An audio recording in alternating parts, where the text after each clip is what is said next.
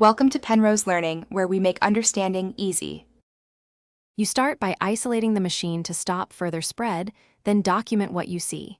Create a bit-for-bit disk image and capture RAM so evidence stays intact.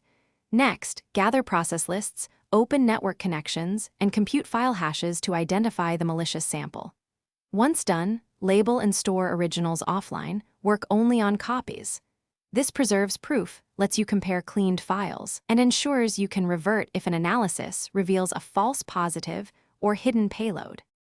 You now remove or quarantine confirmed malicious components from the copied image, but only after backing up evidence. Never delete original proofs. Clean auto runs, scheduled tasks, and registry entries tied to persistence, and search for secondary payloads.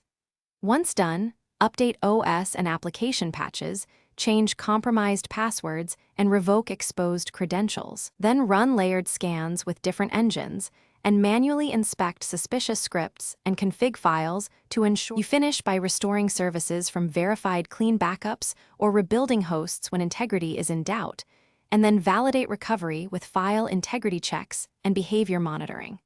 Once done, run targeted threat hunting queries across the environment to confirm no lateral movement occurred. Make sure to update detection rules and document lessons learned.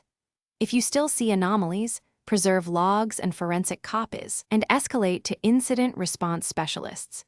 This enables deeper analysis and helps prevent recurrence while keeping evidence admissible for follow-up actions.